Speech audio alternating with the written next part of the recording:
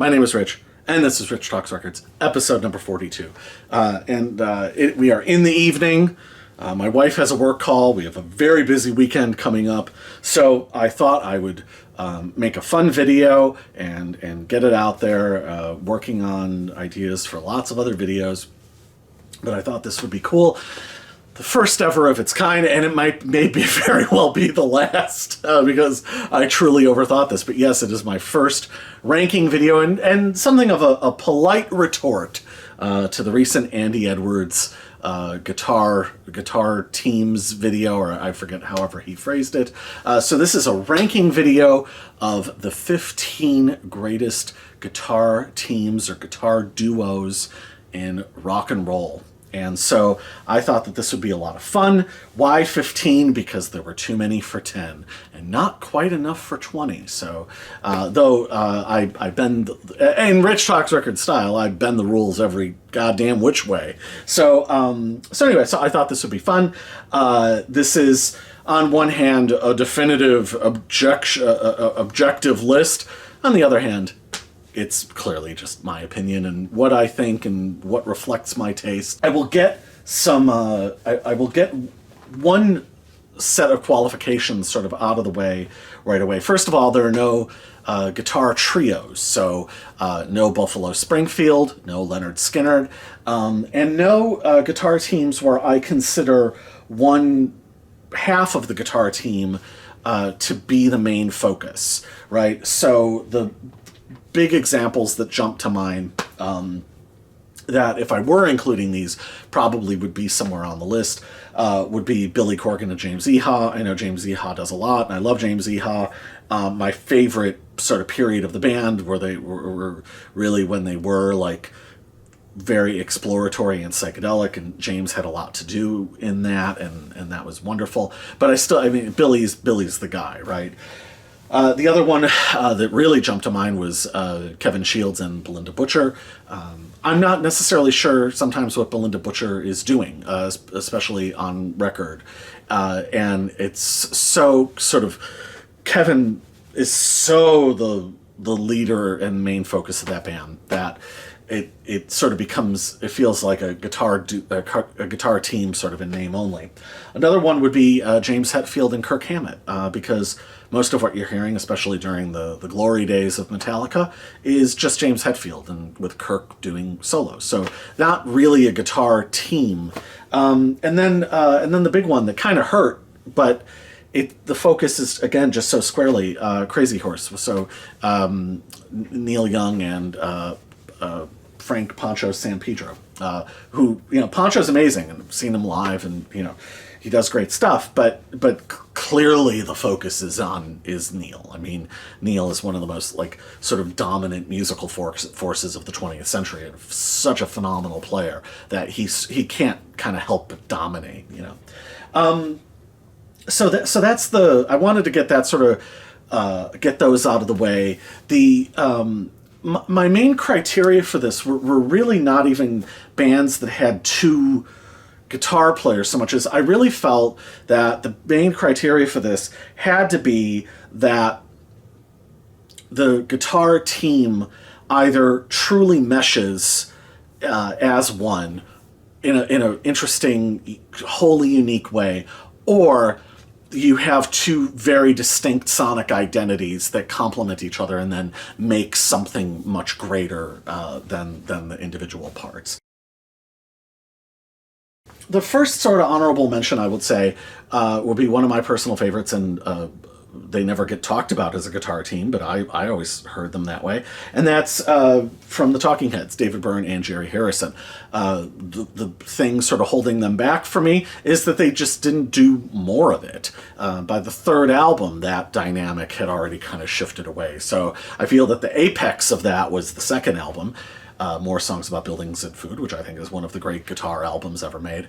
But there's relatively little of it, and then by the time you get to the Stop Making Sense era, you've got, I'm forgetting the guy, he played with the Brothers Johnson on guitar. Adrian Belew was around on the 1980 tour. So Jerry Harrison played a lot of keyboards, and then David Byrne, much to my sort of frustration, doesn't really play that much guitar live, which I wish he would, because he would come up with cool parts and he would come up with really cool sonic ideas.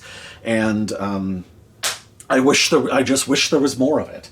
Another one would be Dave Mustaine and Marty Friedman. No disrespect to them, like two virtuosos, two fucking fighting fish. They're amazing. Like, what can you say? But again, I think that when I start getting into the ranking, maybe that'll sort of bear out why I didn't place them, but obviously they need to be mentioned. Another one, kind of like David Byrne and Jerry Harrison, Lou Reed or Robert Quine. Quine is only on the 2 albums.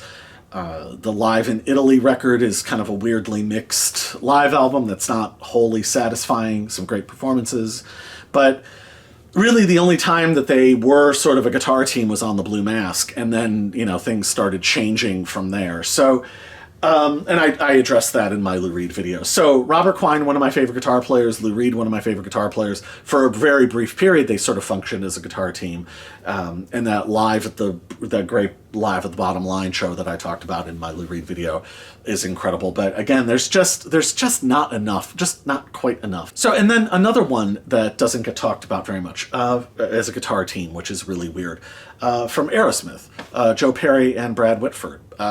So, most of the attention is on Joe Perry. He sort of is the main focus, but you look at and so much focus on the Perry, Tyler, Toxic Twins, Bad Boys from Boston thing, and them as a songwriting team, and et cetera, et cetera. But Brad Whitford wrote some amazing songs. Brad Whitford has some great leads. Brad Whitford, very underrated, a really important part of that band. And him and Joe play beautifully in contrast to each other. So, again, as we get into the list, I think it's no knock on them, and they're fucking amazing. But I had to cap it somewhere. So anyway, that is that out of the way. I have some extra special honorable mentions that I'll do at the end of the video that you'll just have to hang around for. But let us get finally to the ranking. And this was a toss. This was a tough one. This was touch and go between Joe Perry and Brad Whitford and these guys. It was touch and go, but I finally called it. And that is from Iron Maiden, Adrian Smith and Dave Murray. So obviously you think of the co-leads, you think of all the, depending on who's depending on who's doing the telling of it, the sort of noodly co-lead lines. I love all that stuff. I think all that stuff is great. But what I really, really like about Iron Maiden is that they really do have distinct styles. Adrian Smith has a really, really beautiful kind of pointillistic soloing style that I've always really enjoyed. Wrote some fucking great songs for them. Not many, but some really, really good ones. I feel like he would usually sort of take the first solo, but what I really love is the tag team of Dave Murray coming in, because I feel like Dave Murray, first of all, he in and of himself is underrated, but he has such a great, satisfying, pure Fender Stratocaster sound. I feel like he has like the purest Stratocaster sound in rock and roll. Like it's just so natural and it's just so integral. And I think about some of his solos, like the solo on Number of the Beast. Like I can in my mind recite that solo like note for note. You know what I mean? So this may be controversial in some corners, and some people don't rate them at all. I rate them very highly. I rate them at number 14, of course, and that's from the New York Dolls. Johnny Thunders and Sylvain Sylvain. So, why? I think that, first of all, I think that Johnny Thunders is one of the greatest guitar players in the fucking history of rock and roll. He, to me, is the proper next evolution after Keith Richards, especially sort of Sympathy for the Devil period Keith Richards. And then I love his solo stuff. I love the Heartbreakers. And I love his solo stuff. I love his sound. I love his style. He's amazing. But Sylvain Sylvain, as a songwriter, as an arranger, as a player, as a compliment to Johnny Thunders, is hugely, hugely underrated, and just wonderful, wonderful musically, and just a beautiful compliment. And the Dolls made one album that was a masterpiece. The second album has some great moments, but it's obviously a little bit more woeful, if you will. But to me, the real Dolls, and I love this album, and I will do a video on this album someday. To me, the real Dolls are that Private World release, the recordings that just predate this one after they had gotten Jerry Nolan in the band when they first signed their contract, and then the All Dolled Up DVD that was shot by Bob Gruen and his ex-wife. Like, holy fuck, those live performances where they're in LA are absolutely incredible. Like, they are just... Yeah, like, it makes all the sense in the world that the people who were there for it put them in the same breath as the Stooges and the Velvet Underground and everything else. Like, they really were that good. And that, of course, is Sleater-Kinney. This is their epical 1997 album, Dig Me Out. So back in the late 90s, early 2000s, when Sleater-Kinney were touring a lot, I used to go see them all the time. I would basically go on tour with them when they were in the Midwest. So I saw them umpteen times in the late 90s into the early 2000s. And as a live band, they were absolutely phenomenal, especially along with Janet Weiss, one of the greatest drummers in the history of rock and roll. Janet Weiss is unbelievable. But Corin and Carrie, to me, I'm going to make a bold and sweeping claim, the kind that we are unafraid to make here at Rich Talks Records. Corin and Carrie were one of the last bands that I can think of that added to the language of rock and roll guitar playing. And they created their own language. And it was hyper intense, it was hyper manic, hyper energetic, like really incredible high energy, high intensity playing. And yet they didn't go for things like, they didn't go for power chords. They didn't go for, for sort of rote moves, you know, and they really developed their own weird idiosyncratic language. You know, Carrie's left hand across the fretboard, I mean, it looked more like a jazz player. And then Corin, and eventually they got more slotted into formal roles, where Corin was more just sort of mimicking a bass guitar with an octave pedal. But that late 90s period where there was this beautiful interweaving that they did, that stuff was incredible. And Carrie pulled off some truly, truly beautiful, beautiful leads that were at their best, Harrison-esque in their ability to create additional melodies and stuff. They were totally, totally amazing in their prime. King Crimson, Adrian Belew, and Robert Fripp. I didn't start listening to King Crimson really until like 2017, 2018. And the first album I bought was Lizard, which I fucking love. So I had kind of a weird, late, very delayed, much delayed entrance into King Crimson. But I've really found myself pretty amazed by how much I really like a lot of their music. But Adrian Belew and Robert Fripp, that's of course the late 70s and then early 80s lineup. And just of the three albums that they made, I mean, I think Discipline's the best. I don't think that's a controversial opinion. That stuff is absolutely phenomenal. And again, building a language. You have weird, you know, Fripp's obsessive interval picking stuff, and you have Belew doing, you know, a fearless sonic explorer over the top of that. Incredible. And as a contrast, and the fact that Fripp sort of gave Belew the room to maneuver is wonderful. And they produced really, really tremendous music together. So, you know, and I think Adrian Belew is kind of one of the most, like, I don't know. I don't want to say that he's necessarily underrated. I wish he was heralded more often than he is. Maybe I will phrase it that way, perhaps. And I have this on vinyl somewhere, but I can't find it. It's a beautiful, beautiful copy of it, but I couldn't find it. But number 11, from the Byrds, a specific phase of the Byrds, Roger McGuinn and, of course, Clarence White. So this is the best thing that they did together. This is the Untitled album, of course. And though I like all their albums, I like Ballad of Easy Rider. I mean, yeah, Bird Maniacs and Farther Along could probably have just been combined into one good album instead of being two kind of albums. But that, we'll leave that to the side. So this period of the Byrds, you know, some people love it. For some people, it's much maligned. I think it's amazing. Yes, it's very different than sort of the original Byrds lineup, right?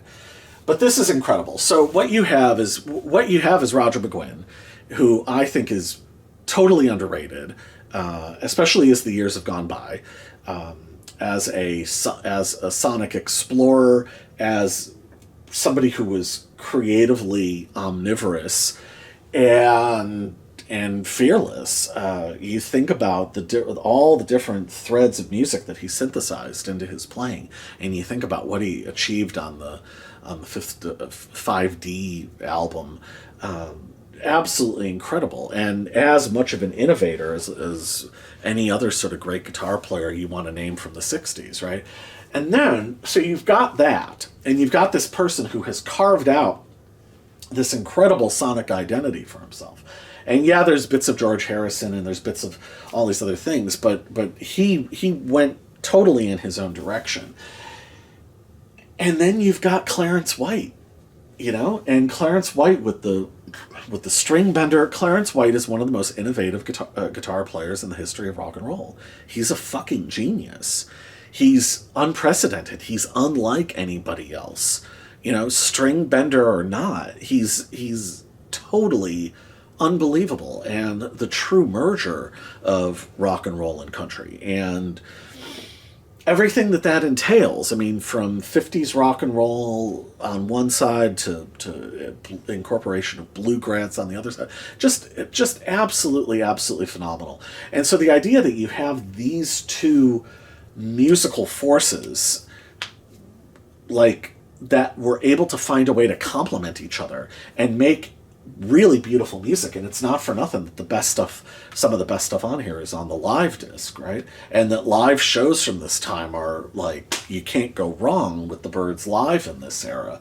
And that's really why. It's interesting in the under reviewed, you know, John York talked about how Bob Johnston for the Dr. Byrds and Mr. Hyde record didn't really know how to mic them and didn't really understand how much of it was the power of these combined energies, and that he sort of just bifurcated them and treated them like a regular rock band. But it really was about the whole and the ensemble and all of those voices at the same time and both of those guitars at the same time. So two incredible forces that on paper should seem completely divergent from each other and yet made absolutely glorious music together.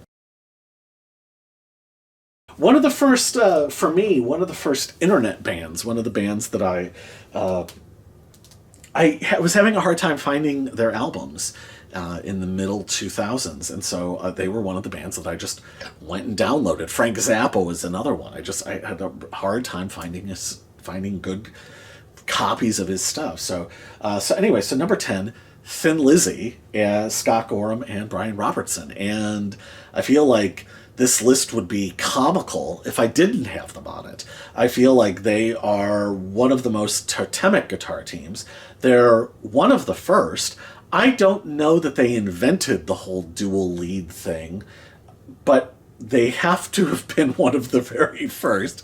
And certainly, like, the band, the guys that perfected it, they made 4 albums in their run in Thin Lizzy. All of those albums are fucking great. Maybe, I don't know, maybe Fighting is my favorite. I don't know. But is it Jailbreak? It could be any of them.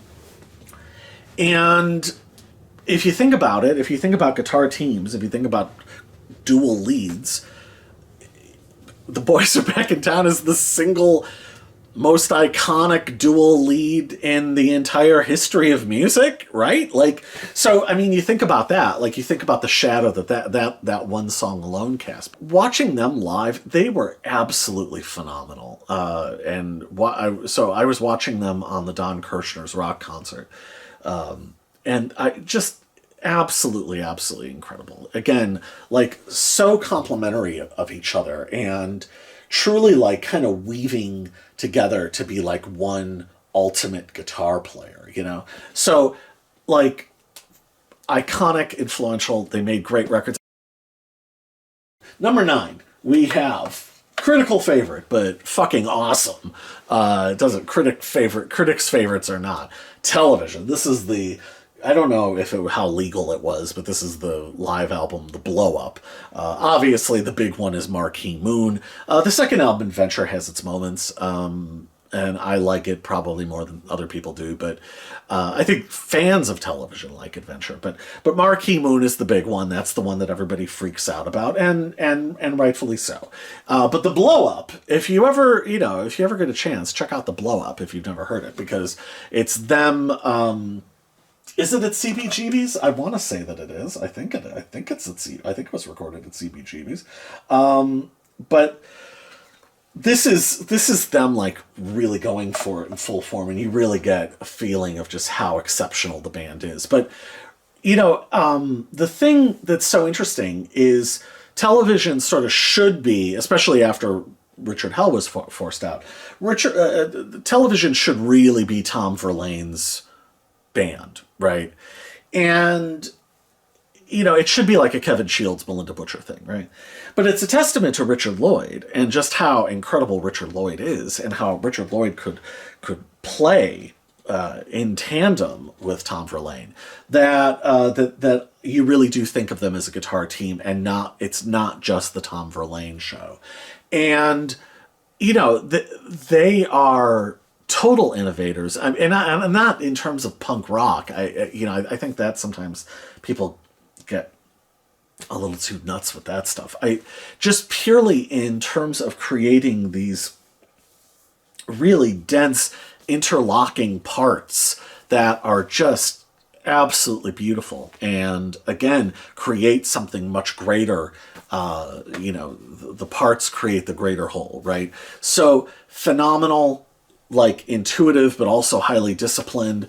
Another variation of what's great about, let's say, Ballou and Fripp. But so yeah, and I don't think it's a controversial choice to pick those two. All right, number 8 is another band. Is another digital only band. For me, and that's because I went down the rabbit hole early of the differences between the Australian versions and the American versions. You've probably already figured it out, and that's the Young Brothers, Angus and Malcolm from AC/DC.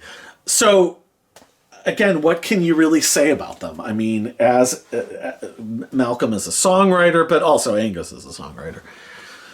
Fucking phenomenal. Fucking enmeshed sonic identity, their ability to play. Coming home on the radio today, Girls Got Rhythm was on the radio. Like, fucking unbelievable. And just as a band, I mean, it almost feels slightly ridiculous to pull them out of that fucking rhythmic juggernaut. Like, to separate them from the rhythm section is to truly lose something, I think, with AC/DC. But, you can demarcate, like, Malcolm's incredible rhythm playing, but again, Angus, incredible rhythm player, obviously. Angus was sort of, in my early days of listening to rock music, I thought, I wasn't even really sure what Malcolm was doing, honestly, early on. To me, Angus was the rhythm machine. It wasn't until I sort of learned to hear music a little bit better. But then Angus is a lead player, and I think Angus as a lead player, it has started to get more kind of oomph behind it, and more people talking about just how incredible and innovative he really is, and was. So I mean, I think that they're one of the most iconic guitar teams, and this list kind of couldn't exist. It would just be foolish. It would be like having the greatest rappers and not talking about Tupac or something. It would just be, well, that's odd. It would be glaring by omission, right? And that's a testament to their greatness. We have from Sonic Youth, Lee Ronaldo and Thurston Moore. Now, talk about creating language. I think more than Slater Kinney, more than Ballou and Fripp, more than a lot of people, Lee and Thurston truly created their own language. And a completely unique language. It is like an expansion and, complication of, and I don't even know of rock and roll, the rock and roll guitar vocabulary. You can talk about the tunings, you can talk about the modified guitars. I mean, there's a million different ways that you can think about it. You can think about Lee's songwriting contributions, Thurston's, absolutely incredible. To me, they went not in terms of complexity and not in terms of virtuosity, because they're not virtuoso players. So it's different than like Verlaine and Richard Lloyd, who are virtuoso players, especially Verlaine. It's different than that because they aren't virtuoso players. And in fact, that thing that Thurston recorded with Iggy a couple of years ago, where they're improvising, and Thurston struggles to keep a steady rhythm going. Which was pretty shocking, actually. Like, truly, like, not a virtuoso.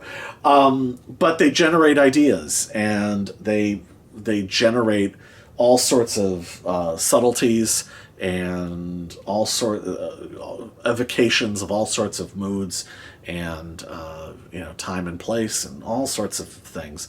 And their music incorporates so much their ability to improvise, but also as songwriters and arrangers. And in fact, I actually liked it better when there was a little bit more emphasis on the arrangements. I think that when that late period, or that period of the late 80s, I actually think was part of what was so great, where they were moving component parts of songs around. Funnily enough, not that different than Metallica, where the arrangements were more of these constructions. I actually think that was their best music in a lot of ways, and I love that they were able to develop as improvisers. But I sort of felt like in a way they got what they wanted, but they lost what they had. But the later stuff is still great, Total innovators, and moved the art form of rock and roll forward. I feel like they were true lovers of rock and roll and wanted to expand the art form and add more to it. I think sometimes the sort of amateurishness or playing up the amateurishness or playing or sort of, I don't know, play acting naivete. I think sometimes that people get a little lost in that. I think they really, really loved the art form. Number 6, of course, would be the great Fred Sonic Smith and Wayne Kramer from the MC5, two of the ultimate motherfuckers of all time. Wayne sadly passed away not that long ago. On Wayne's YouTube channel, he would actually break down the different parts that they would play. And I forget who he was playing with now, but it was a younger guy, but I'm blanking on who that was now. But he would teach like Fred's part, and then he would play his parts. And you really, really, like, it really illustrated just how beautiful those parts were, how combined they were. And again, it is a little ridiculous, kind of like with AC/DC, to strip the guitars away from the rhythm section with the MC5, because it truly is about the combination of all of them, right? But if we do focus on the guitars, you have two guys who could really write songs. Fred was a little more prolific, but two great songwriters, two guys who could really play leads, and then two super creative musical thinkers. They were fearless sonic explorers. They could rock like ultimate motherfuckers, like ultimate kings of the universe motherfuckers. I think all three albums they made are masterpieces. Yes, that means the second one too. This is maybe their best one. And then any live stuff that you can see of theirs, especially if it's good quality, like good sounding, like unbelievable, like absolutely fucking incredible, and created their own language to the point that Wayne, I think, Fred Smith died in '91, I think. But Wayne, I think, would sort of struggle to teach other people what they could do and what the language of the MC5 was. So, and how certain things would be purposely slightly out of tune, or one would play something slightly behind the other one. They had all of these little intricacies and subtleties worked out in their music and their playing style. And absolutely incredible. So, you have to have the MC5 on a list like this, I think.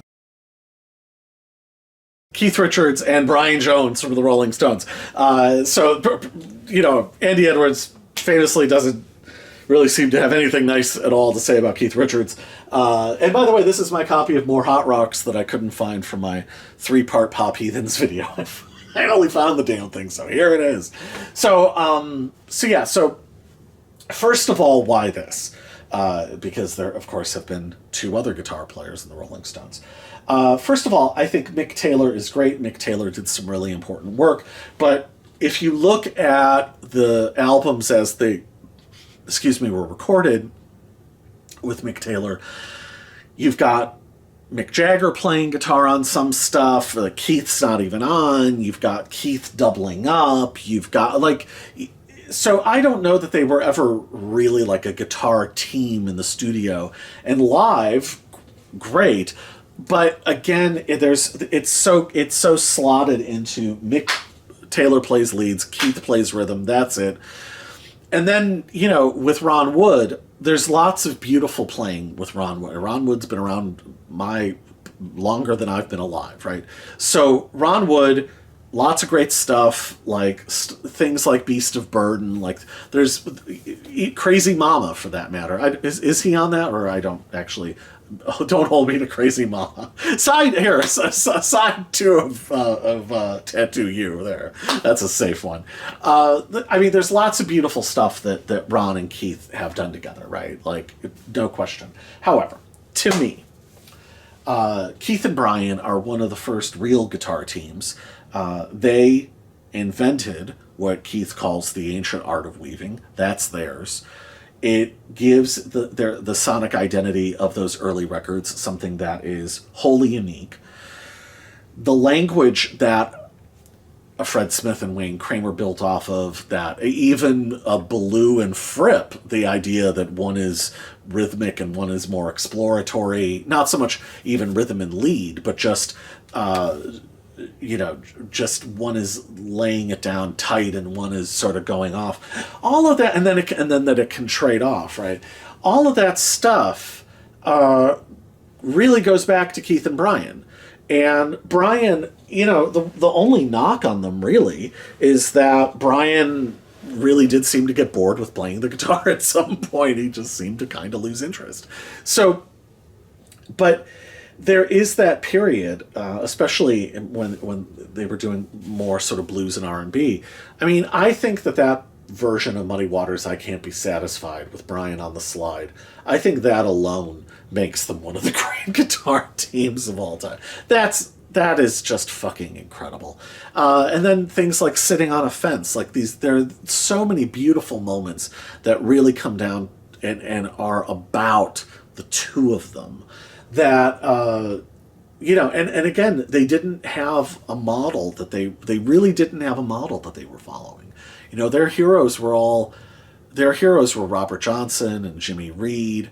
You know, their heroes were Chuck Berry. Like, their heroes were lone players, by and large. You know, with some exceptions here and there. So they really were. Nobody was in front of them. They had nobody to model themselves after. Keith wasn't modeling himself after anybody. Neither was Brian. And I wish that Brian had lived. I also wish that, I also wish that Brian hadn't gotten quite so bored with the guitar. But again, I mean, you look at what Brian does on No Expectations. It's absolutely perfect. It's stunning. So one of the greats, I talked about them for, 7 hours or something. So, you know my feelings about these guys. From Slayer, Kerry King and Jeff Hanneman. So I think that there was always a thing with like some of the metalheads back when I was in high school that Slayer couldn't play. So Metallica were held up, Alex Skolnick from Testament was held up, and Slayer was like, they were great, but they couldn't play. Now, as somebody who listens to all sorts of music and listens to free jazz and different avant-garde music or whatever, and thinks Robert Quine is and Keith Levine are two of the greatest guitar players that ever lived, right? And the guitar is a noise generator or sound generator, right? I was perfectly sort of primed and ready for Slayer. Like, that made all the sense in the world to me, And I absolutely love their style. I think that if you look at their other thrash contemporaries, like, they are the most radical players. Like, they are radical in the way that Greg Ginn from Black Flag is a radical player, where, again, people doubt whether they can even play or not. Like, they can fucking play. Like, you go and look at footage of Slayer. Go and look at the early footage of Slayer from, like, is the first tape show from 83, certainly footage of them in 84. Like, you really think they don't know how to play the guitar? Like, for God's sake. What they are doing is so amazing and so speed of light. It really is like Archie Shepp and Albert Ayler in a band together, except it's rock and roll. But lightning fast and brilliant and brutal and totally on the edge at all times. And their ability to explode out in different directions, and trade off, like, absolutely phenomenal. And I think that they did a hell of a lot to expand the musical vocabulary of heavy metal. And I absolutely love what they did. And I think in their original run, I think that they were basically a perfect band. So, like, Slayer, like, those records are so rewarding, and so South of Heaven, Halloween, like, you can go through it as perfect as Rain and Blood is. All of it's perfect. Season to the Abyss is perfect. Like, that run is just untouchable as far as I'm concerned. So number 4, I love them. I think they were total visionaries, totally brilliant. Kerry King and Jeff Hanneman from Slayer. Number 3, I don't know if you've heard of these guys. John Lennon and George Harrison from the Beatles. So, a band I like a lot. I don't know if you know that about me or not. So the Beatles. This, by the way, is their album A Hard Day's Night. I don't know if you've ever heard of it, but it's really, really good. So some would say, specifically me, would say that this is their first full-on, all-the-way masterpiece. They'd already made one, and you could argue 2, but this is the first, like, all capital letters fucking masterpiece. So, and they made so many more.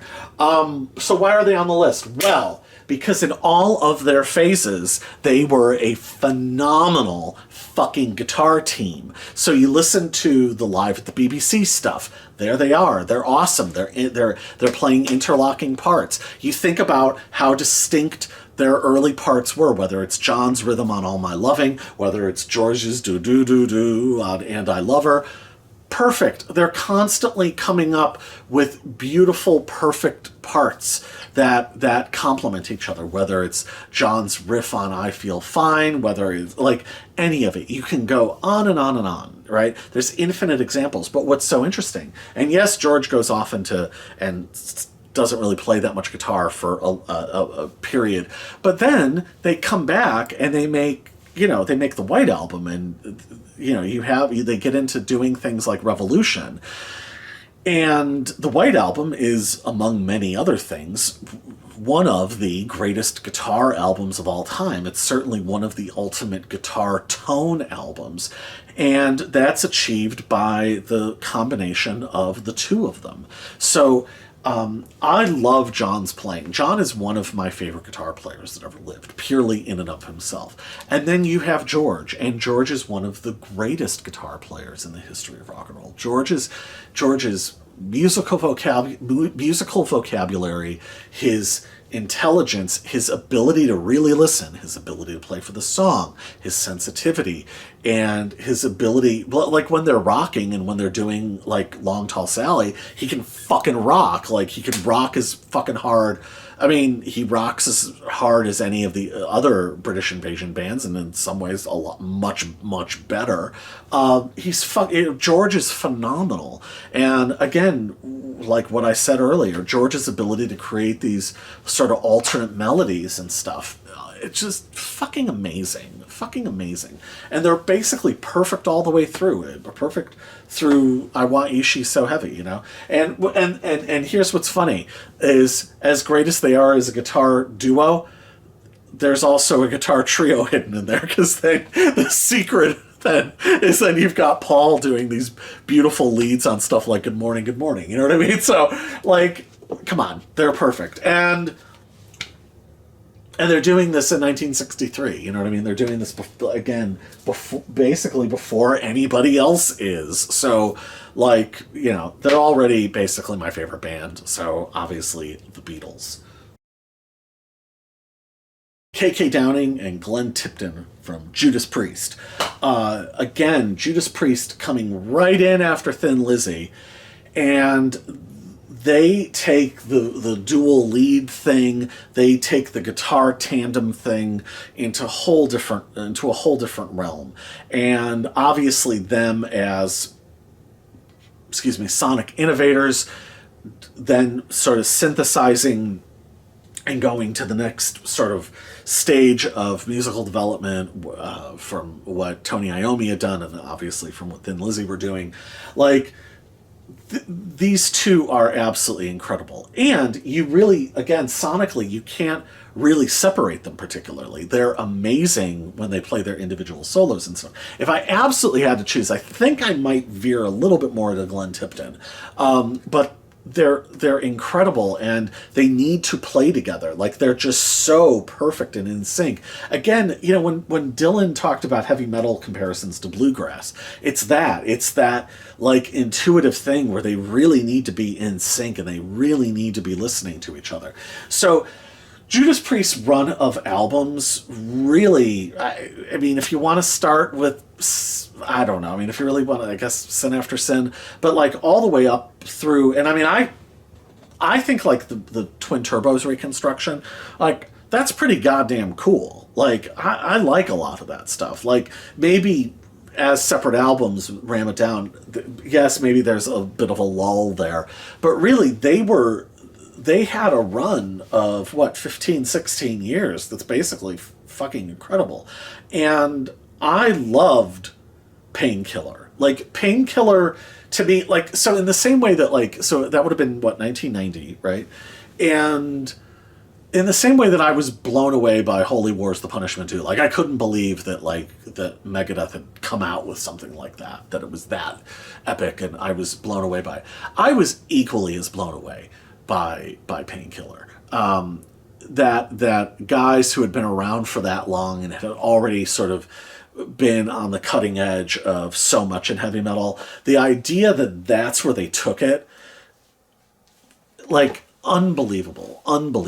And it was so relentless and just so impressive, and that was their statement. I mean, I was very invested in following the Satanic Panic slash PMRC slash censorship thing, and that trial that they went through, like all of that stuff was so grotesque and awful, and the idea that that was the album that they came out with, like they became sort of permanently heroic for me just off of that one album. You know what I mean? Like that one album meant more to me than, you know, even like some of the 70s and 80s stuff, because of for me, for what it meant to me as, like, I don't know, a beacon, like that they won't get you, you know, that the bastards won't like fuck with you, and even if they put you in court, whatever, like no matter what they throw at you, that you can come out the other side and make something that powerful and that, like, totally that immersive in its intensity. I fucking love them just for that one album alone. It doesn't even count. Doesn't even count this one. Doesn't even count Hellbent for Leather. On and on and on. Like, an amazing band. An amazing band. And, again, super innovative. And you have to think about, like you have to contextualize all of that with them. You know what I mean? Unbelievable. So, yeah. So, number 2, Judas Priest. And number 1, Lou Reed and Sterling Morrison from the Velvet Underground. Yes. So why Lou Reed and Sterling Morrison from the Velvet Underground, Rich? Why is that? Well, other than heavy metal, leaving heavy metal aside, and things like tapping and dual leads and pick scrapes and all the different things that come with heavy metal, the Velvet Underground basically write the book for what guitar is going to be forevermore. For a lot of other forms of rock music. And, you know, there's, and also they have the immediate influence on the Stooges, they have the immediate influence on the MC5, like, they figure, they immediately influence the Rolling Stones. Mick Jagger has talked about that. So, there's the immediate influence around their peers, and then that just keeps going forever and ever with them, right? So you have all of the noise stuff, you have the dense melange of interlocking parts, you have 2 completely different sonic identities with Sterling Morrison. Sterling Morrison's lead style, as Lou Reed had pointed out, Sterling Morrison's lead style is like his name, Sterling. And so sort of another development with the Harrison thing of adding melody and writing kind of beautiful, concise parts.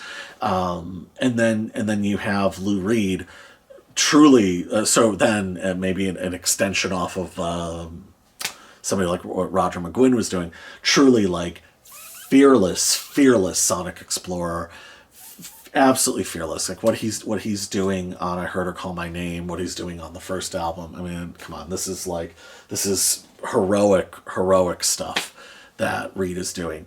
But then, you know, so each album is another development of all of this language, and that they could be gentle and quiet, that then they have the ultimate noise album with White Light, White Heat. Obviously, the third album, you then get into... this is the other thing about the Velvet Underground, before I get into that. The other thing about the Velvet Underground is the bands, like what happened in a lot of alt rock in the 90s, whether it was Dinosaur or the Breeders, or, you know, where it was a lot of exploration of tones. The Velvet Underground really are the pioneers of that. I mean, their tonal palette and their ability to use effects to create, create all sorts of additions to their vocabulary. It's the effects are not just effects. The effects are really tools for, expressiveness, and just fucking incredible. So the effects that they use and the taste level of what they choose to do with the guitars is absolutely incredible. They are pre-punk, they are pre whatever indie rock, but they are pre shoegaze, they are pre noise bands, they're pre nearly everything. And even and on the quieter stuff, and it's not all just freak out, though they freak out better than anybody else ever did, or harder than anybody else ever could.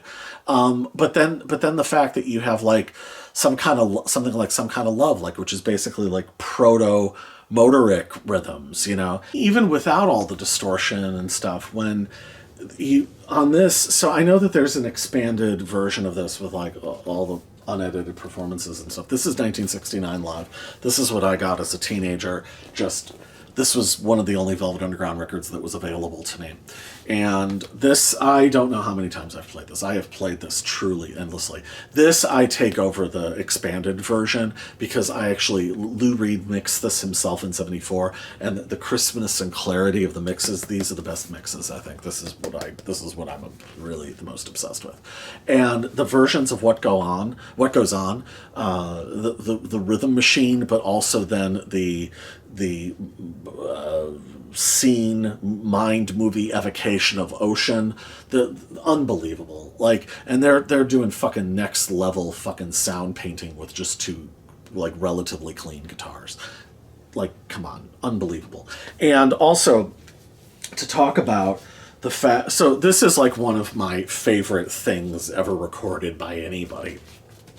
But the other thing to talk about with them is just simply the fact of, if you want to talk about delineated parts, well, I don't know that you get better delineated parts than Foggy Notion, because Sterling's leads are fucking awesome, perfect rock and roll leads, genius rock and roll leads.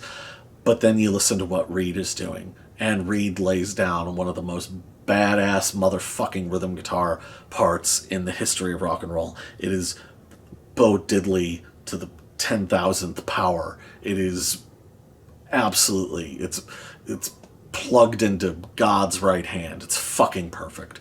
Only in terms of absolute perfect rhythm playing, only Richie Havens is in this realm of what Lou Reed does on Foggy Notion. And on top of that, you have what Sterling is doing. To me, they're the best. And then what they do on Loaded, that intro to Sweet Jane, the propulsion of rock and roll. Come on, Jesus, perfect, the best. So that's it. The Velvet Underground, number 1. 3 extra special honorable mentions. So I will just throw those in here at the end of the video.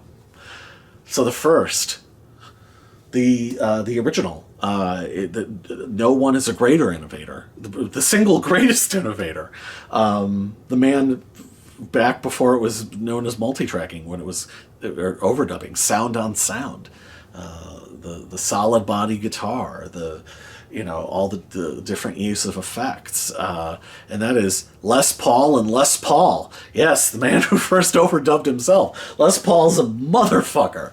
Like, go and look at footage of Les Paul. Go and listen to those recordings. He was doing that shit in the 40s and 50s. It is unbelievable. It defies all logic. He was ripping out stuff. Like, like he was in Led Zeppelin or something. Like, he is such a phenomenal player. And you listen to those recordings. The live stuff is amazing, but listen to what he was doing in the studio.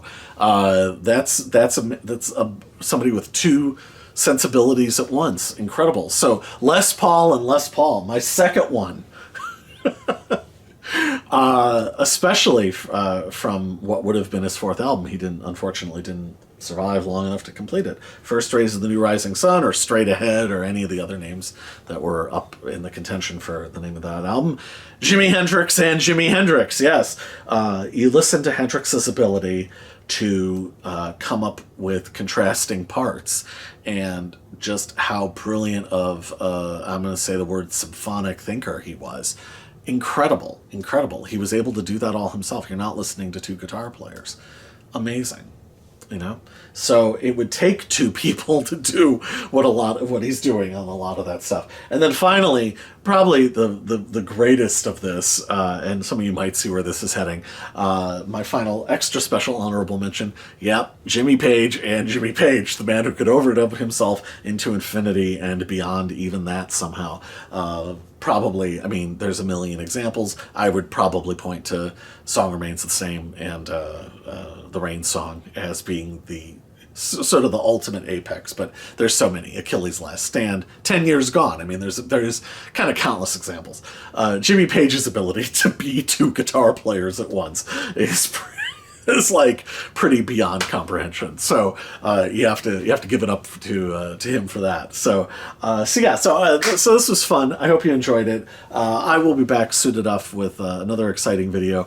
Got a bunch laid out, and thinking about, I might do a couple single albums, but then I'm kind of thinking about some of the bigger ones I want to do for the rest of the year. So I don't want to give away anything, but I think they'll be really, really cool, and hopefully you'll enjoy them. So anyway, hopefully you like this video. Please like and comment and subscribe. Feel free to tell me where I'm wrong. Feel free to name your own. Make your own list, right? That's what's cool about this. Like, by all means, like, go for it. And yeah, so like I said, I hope you enjoyed this. I'll be back soon enough, and like and comment and subscribe and all that sort. And otherwise, yeah, I will see you all next time. Bye! Just finished watching Rich Talks Records. Now the anticipation for the next episode begins.